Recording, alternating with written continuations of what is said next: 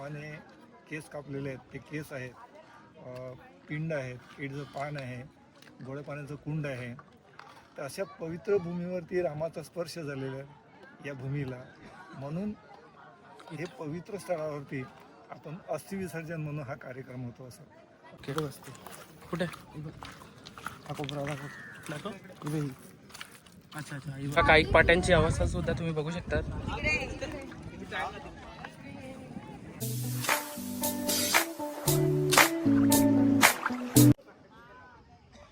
म्हणजे नमस्कार, मी राज आणि तुम्हा सर्वांचं स्वागत आहे आम्ही गुंगाडकरच्या नवीन ब्लॉगमध्ये. तर जो कोणी आपल्या चॅनलमध्ये नवीन आला असेल त्याने आपल्या चॅनलला सबस्क्राईब करा आणि साईडला जो बेल आयकॉन दिसतोय तो क्लिक करा, जेणेकरून तुम्हाला आपल्या व्हिडिओजचे नोटिफिकेशन सर्वप्रथम येतील. तर चला सुरुवात करूया आजच्या नवीन ब्लॉगला.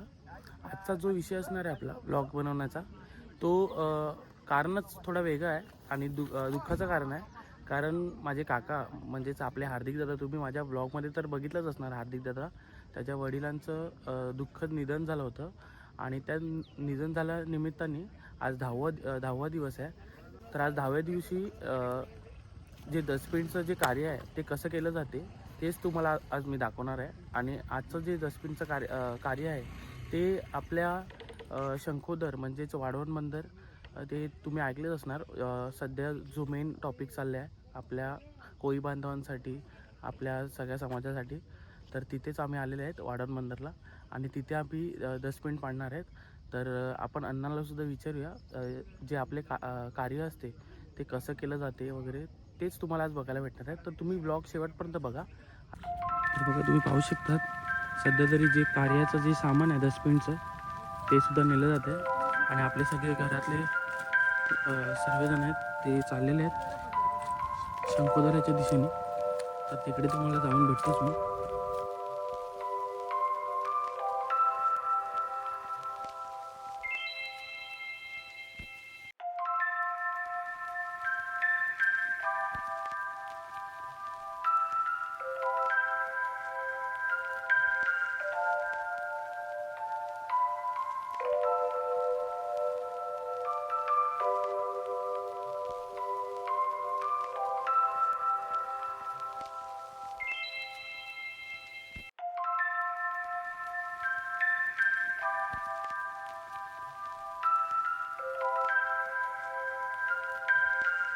तर आपण आता पोचलो आहे श्री क्षेत्र शंखोदर येथे आणि तुम्ही बघूच शकता आपली सगळी घरातली मंडळी आहे आणि इकडे जे डस्टबिनचं कार्य आहे ते करणार आहेत. तर त्याची जी तयारी चालू आहे तर ती कशी केली जाते आणि काय त्याच्या मागचं कारण आहे ते आपण नक्कीच आपल्या अण्णाला विचारूया थोड्या वेळाने, अण्णा आल्यावर. तर बघा आपलं कार्यसुद्धा चालू झालेलं आहे आणि कार्याच्या अगोदर आम्ही आलेले आहेत आंघोळ करण्यासाठी आणि आपल्यासोबत चेतनदासुद्धा जुळलेले आहेत. तर चेतनदा, जे आंघोळ करण्याचं जे कारण आहे त्याच्या मागचं कारण काय असेल आंघोळ करण्याचं? म्हणजे आपण इकडे शंखोदरावर येतो, पहिलं अगदी आंघोळ करतो, आंघोळ करून मग पूजा वगैरे करतो. असं म्हणजे अस्थि विसर्जन करायला लागते असं. ओके, म्हणजे एक प्रकारे सुतक पण कसं सुतक आहे अजून, पण अमावास्या आली ना मध्ये, अमावास्या आल्यामुळे 10वा पिंड लवकर करायला लागतो, अमावास्यामध्ये करायला लागतो असं. तर चेतनदा ॲक्च्युअलमध्ये आजचा दिवस किती आहे? आजचा 6वा दिवस आहे. ओके, पण 10व्या दिवशी पिंड पाडतात असं शंखोदरावर. शंखोदर, हां. पण ते अमावास्या आल्यामुळे आजच करायला लागते असं, म्हणजे ते अमावास्या संपायच्या ही विधी पूर्ण करायला लागते 10व्या दिवसाची असं. ओके, आणि इथे जे पिंड पाडण्याचं जे कार्य चालू झालं आहे ते श्रीरामांपासून चालू झालेलं आहे, बरोबर? हो, म्हणजे श्रीरामाने त्यांच्या वडिलांचं म्हणजे दशरथ राजांचं इथे पिंड पाडलेलं असं हे. ते हे शंखोदर असं. अच्छा, शंखोदर. पण ऍक्च्युअलमध्ये ही प्लेस इथेच आहे की आतमध्ये असं? नाही, ते आतमध्ये. ते फक्त अक्षय तृतीयेलाच एकदाच सुकते, ते वर्षातून एकदा सुकते. ओके, ते पण बोटीतून जायला लागते असं जायला जमत नाही. अच्छा, ठीक आहे. आणि किती मिनिटासाठी वगैरे सुकते असं मी ऐकलं? ते असं अर्धा तास, फक्त अर्धा तासासाठी असते, अर्धा. ओके, आपण नक्की जाऊ एकदा, कधीतरी व्लॉग दाखवूच तो. पण तुम्ही बघू शकता ते जे आपली पूजा सुद्धा आहे ती चालू झालेली आहे.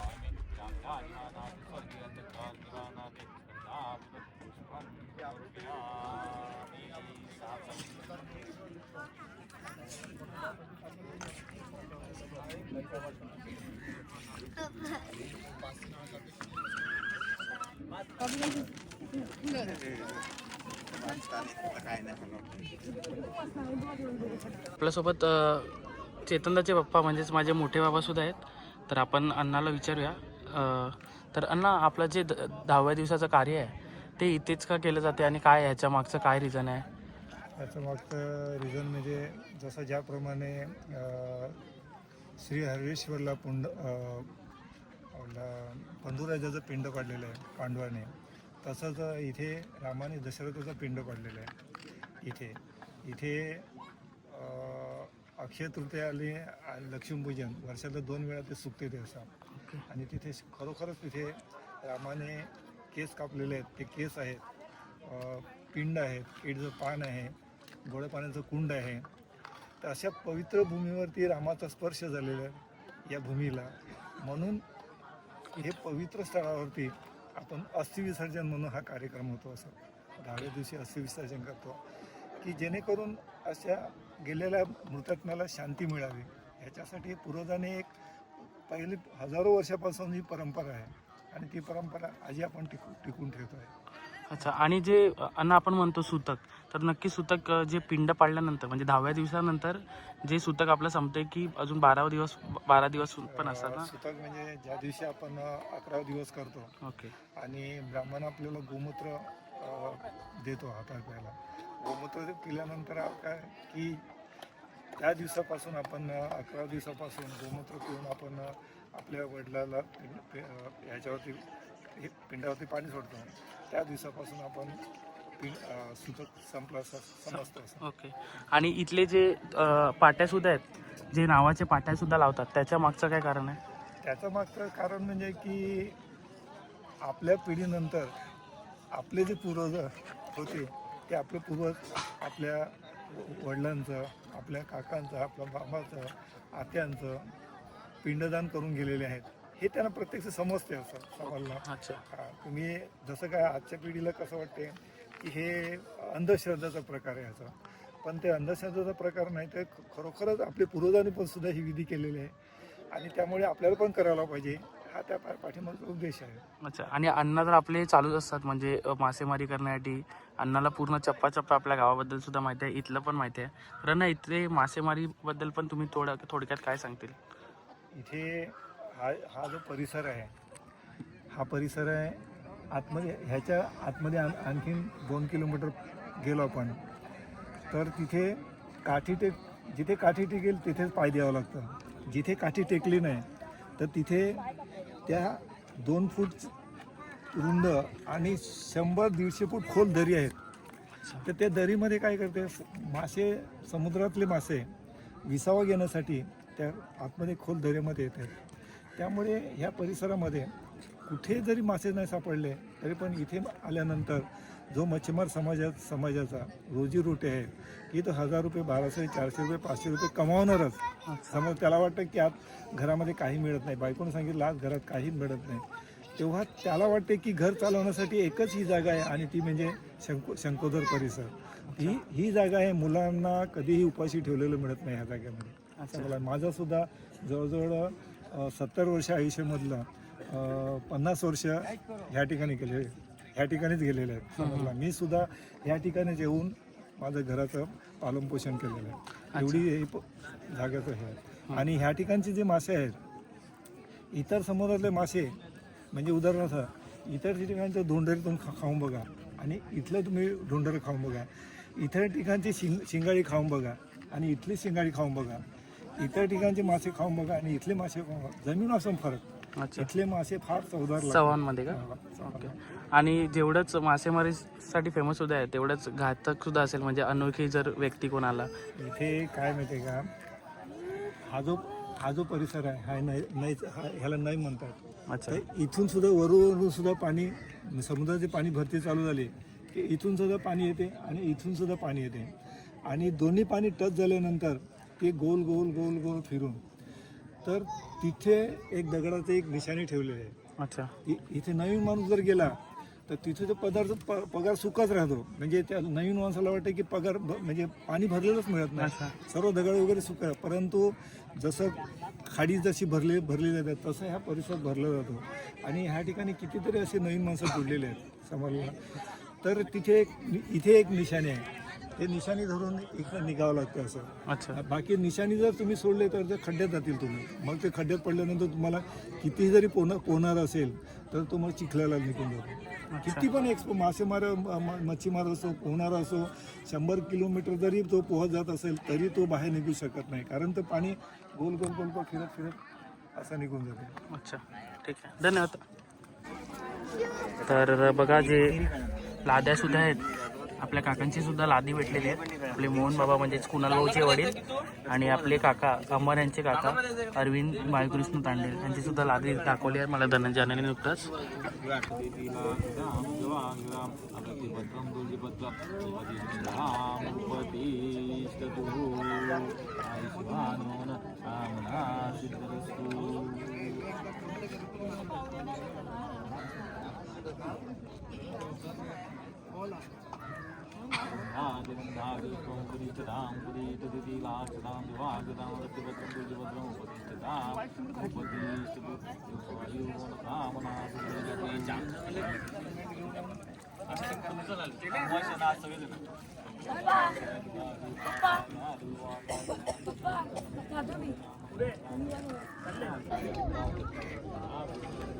तर चेतनदा, मी जी गोष्ट ऐकली आहे ती खरी आहे का की इथे जे पिंड पाडायला मुंबईवरून सुद्धा खूप लांबून सुद्धा येतात? मुंबईपासून पण सगळी लोक येतात इथे पिंड पाडण्यासाठी. ओके. आता आज बघू शकता, आज अमावस्यामुळे आज गर्दी आहे भरपूर पिंड पाडण्यासाठी. म्हणजे ही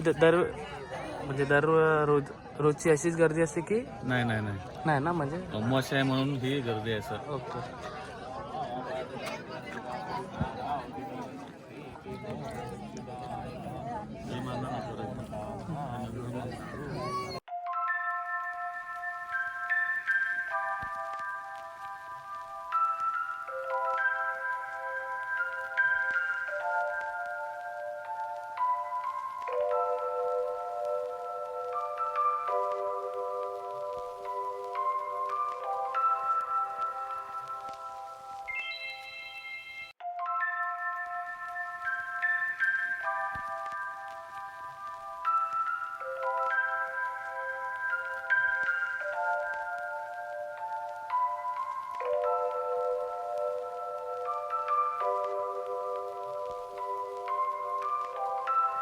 आणि जेव्हा आपण पिंड पाडायला येतात तेव्हा नाश्ता वगैरे सुद्धा घेऊन येतातच आपण, कारण आपल्याला टाइम सुद्धा होतो त्याकरता.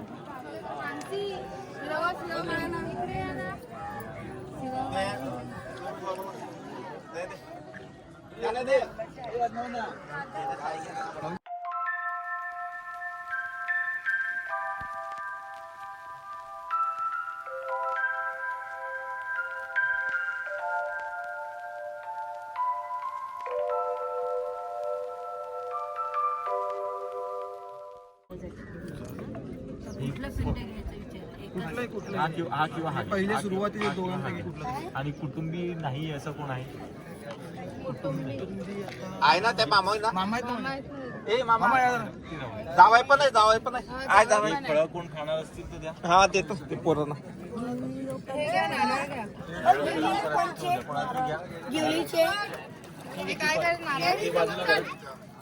कोणाला तरी घ्या, उचला आणि परत ठेवा.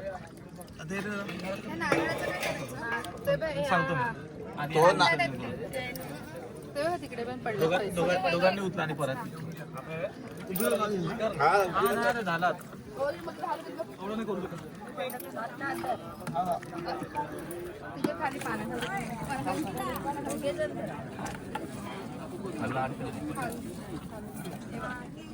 तर कार्यसुद्धा नुकताच संपलेला आहे आणि आता जे पिंडाचं जे साहित्य आहे ते आपण विसर्जन करणार आहे. हा फोडायचा आहे.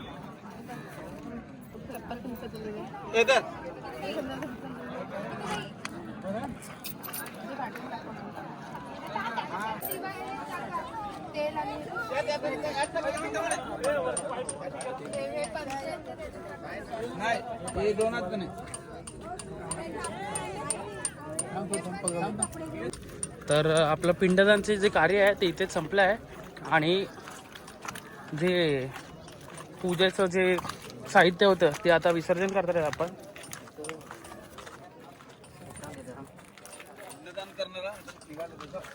पिंड विसर्जन करायला. अच्छा.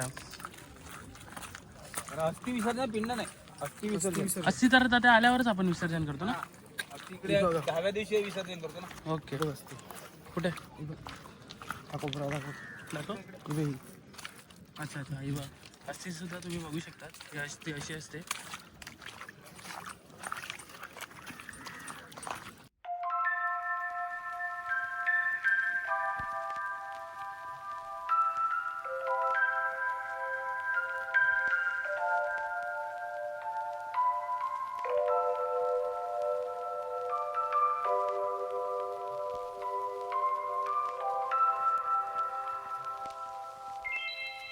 बस चल बस चल घे.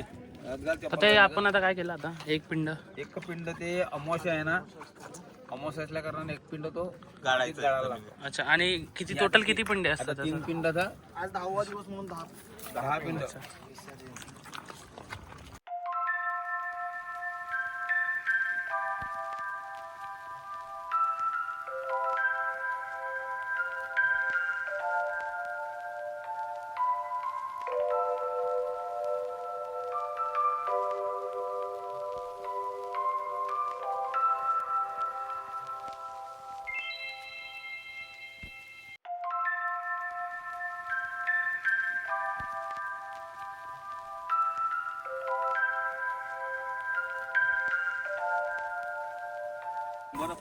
तर हे बघा हेमंताला चिंबोरा सुद्धा सापडलेला आहे जाळीला.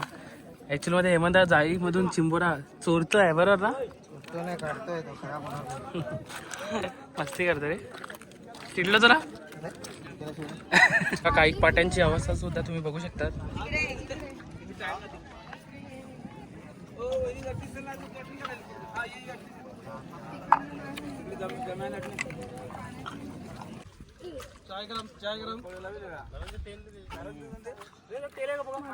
तर तुम्ही बघू शकता आपल्या आईचा सुद्धा पाठी आजच लावलेल्या आहे. काय करू.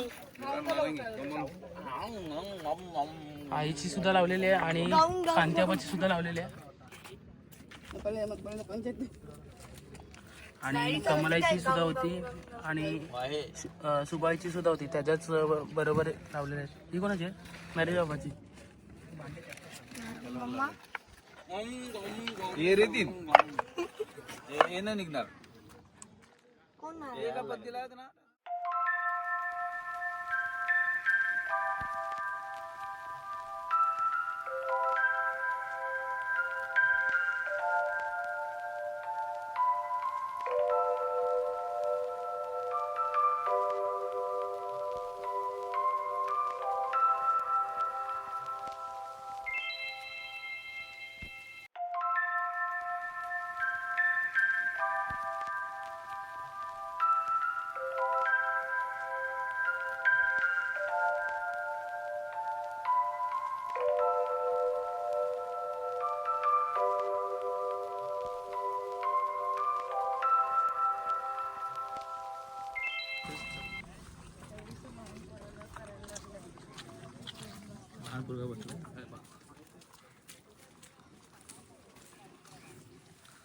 तर आज तुम्ही बघू शकता गाड्या पण किती लागलेल्या आहेत. आज जवळपास 5 पिंड होते टोटल. एक केवायचं होतं, एक वाढवांचं होतं आणि बाकी पण लांब लांबवरूनच आले सर्व. आणि जवळपास मुंबईवरून सुद्धा येतात काही जण.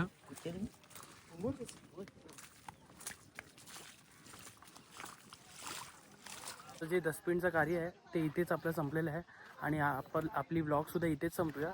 जर तुम्हाला आपली ब्लॉग आवडली असेल तर नक्कीच लाईक करा, शेअर करा आणि सबस्क्राईब करा आणि कमेंटसुद्धा करा. आणि तुम्ही जर इकडे आले असतील आणि तुमचा काय एक्सपिरियन्स आहे इथला ते सुद्धा तुम्ही नक्कीच कमेंट करा. थँक्यू. चला बाय.